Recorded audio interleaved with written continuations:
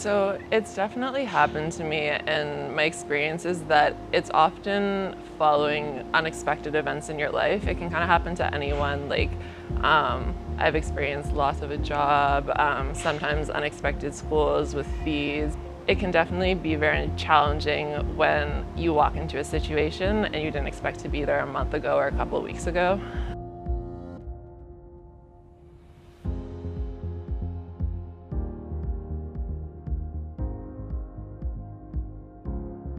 When you are living in poverty, it really sucks, and there's times where, it's just normal to not eat.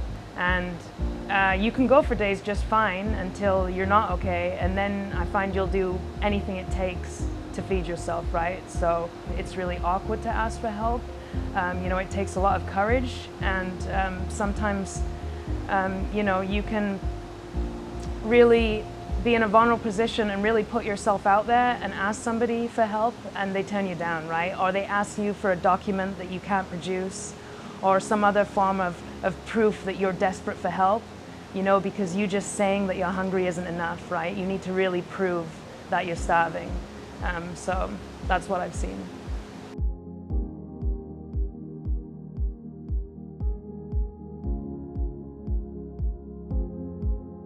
Usually it's like the end of the month kind of thing. Maybe the last week of the month, like the last time of the month too sometimes, so. I feel the second part of the month, during the second part of the month, let's say around the middle of the month.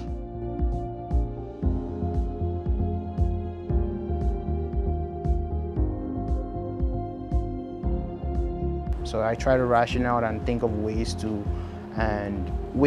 make sure we get to eat later on. Some months I might be okay when things go as planned. I remember with the pandemic, that was a huge shock. I had started a job at the beginning of the pandemic, and I was really excited and invested in it, and then all of a sudden everything fell apart. So it kind of sets up this monthly circumstance where you get money at the beginning of the month, you're able to buy a little bit of food because of course it's barely enough to cover your rent. Every month, the same cycle.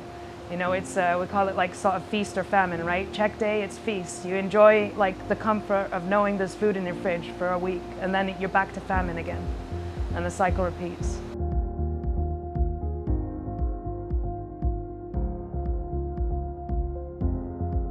I often was without food. There was like a smaller food center at our university, but it wasn't super well set up yet. Yes, I have gone without food, but I would say here, if I didn't have families here in Canada, it would also be very, very difficult for me.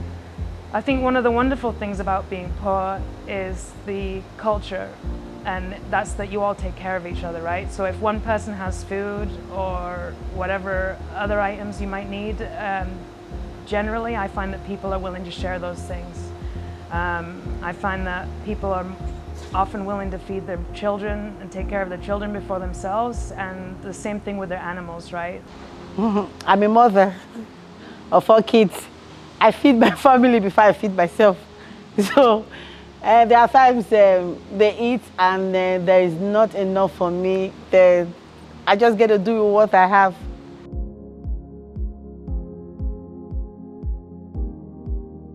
I was terrified. I didn't know what to do. I felt lost. I felt alone.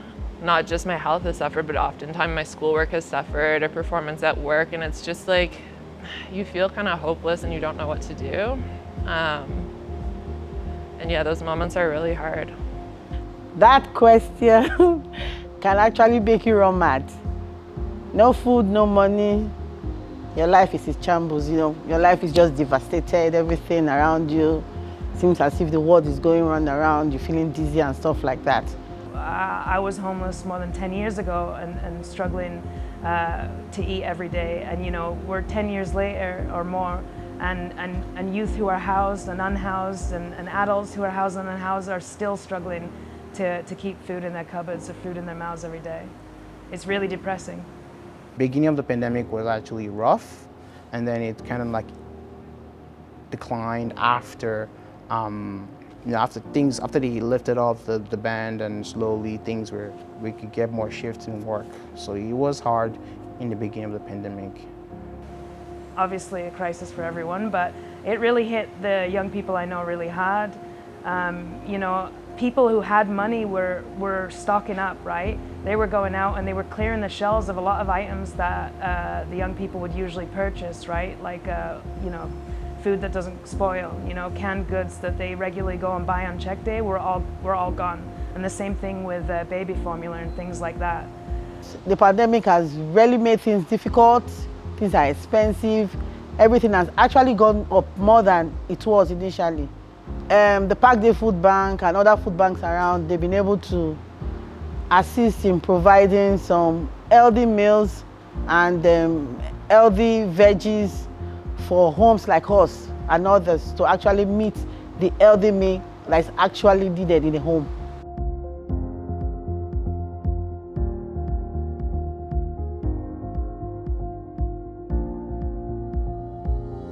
Food is one of those things that can be very healing, right? Especially food that are cultural. It helps me really think of where I'm coming from.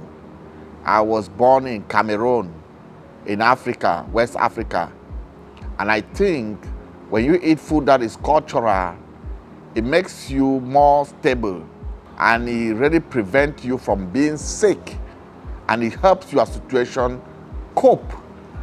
Being able to get in all the nutrients you need in your life. I can't remember the last time I felt sick because I've been going into healthy meals, more veggies, carbohydrates, all the nutrients that is acquired, that is needed to make you grow healthy and strong. My mental health is better, my physical health is better, like I'm able to go to volunteering, I'm able to function well and meet family and friends, you know, simple things pretty much as good food, good mood, you know, simple as that.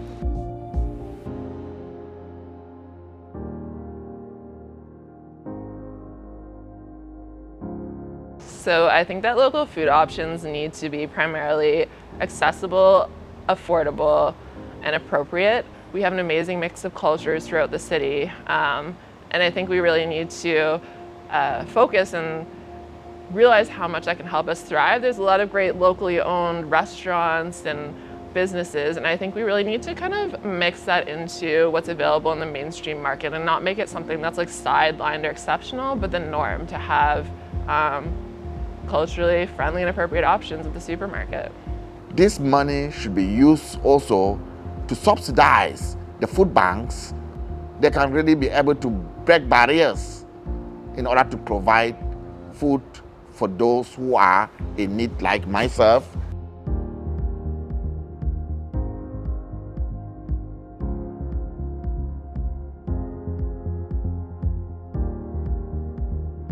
There's a lot of services in the city that sometimes just provide, you know, a basket of food, like it's all like KD or chips or canned soups, which is great sort of sometimes, but you don't get a proper nutritious value out of that, you know, you're not actually satisfied. You need proper protein, you need proper veggies like kale and broccoli. You want food that gives you joy, you know, not just food that survive.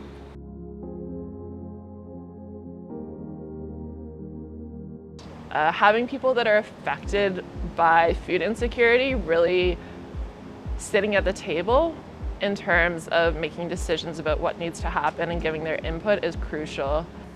I think people really need to wake up to the fact that there is a million gaps in service provision, right? Like a lot of times when I'm talking to people about the issue of youth homelessness, and some people write to me and they'll say, well, surely that's already taken care of. There must be a service that already provides this thing for young people, right? And it's not their fault they believe that, right? That's common sense. Like, okay, we live in the capital city of Canada, there must be a government resource or some other resource that's taking care of these people, right? But there isn't, right? We all need to wake up and realize that it's community organizations like Parkdale Food Centre, and it's grassroots organizations like Ottawa Street Medics, and it's people on the ground, it's neighbours taking care of their neighbours that's the only reason there aren't more people dying.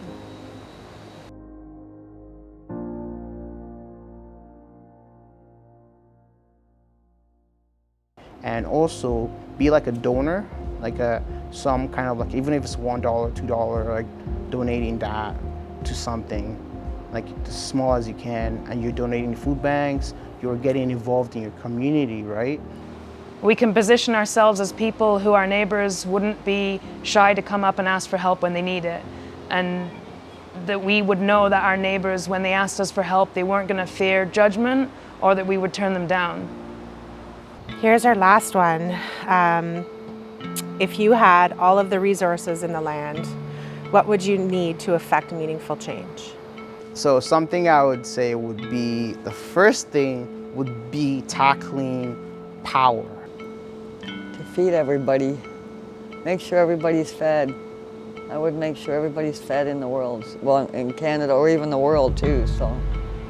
Because there's a lot of places out there other than us that are worse too, but that's what I would do. One thing, if you have a lot of resources, is actually saving them. There's a lot of food that goes to waste. Even I've worked in a grocery store before, and I know folks who work in like the restaurant industry. There's all different locations where food gets thrown out, and it's so unfortunate. We do have ample food in this world, but a lot of the times it doesn't reach the people who need it. Wow. Well, like, now let's say I have everything. I think I'll reach out, do a survey, see what people desire, know what they want, and plan towards it to make them happy. If I have everything, everybody will be comfortable. I think I'll be able to do that. No election, I'm not campaigning. What comes to your mind when you think of a right? Life, expression, thought, liberty, security? Well, yes, those are basic human rights, dispersed and discussed like they are rights, set to help and sustain human life. And so is good food, a light that often brings people together, a predictive tool for good health, a weapon of transformation, universally significant. We celebrate, mourn, share, and love all around food. Yet this food is deprived from the poor, vulnerable, and the minorities, due to a system rigged by the authorities, often ignored by many like it's not a priority. Over 800 million people in the world are hungry, desperate, fumbling, and some described as angry. Yet food is constantly being produced. While some lucky ones wake up and say plenty, the other unlucky ones say empty. The right of food is a fundamental human right, yet food security affects millions of humankind. Children, mothers, fathers, it sees no kind. Black, white, indigenous, it sees no color. Is it fair to know that some individuals are deprived of their right? And well, we think it's alright? Is it ignored because it's not affecting many whites? Not crossing many heights? Not causing enough fright? Well, maybe it's time to rewrite. Make food security a shared prosperity. A shared prosperity that is available, accessible, adequate, and acceptable.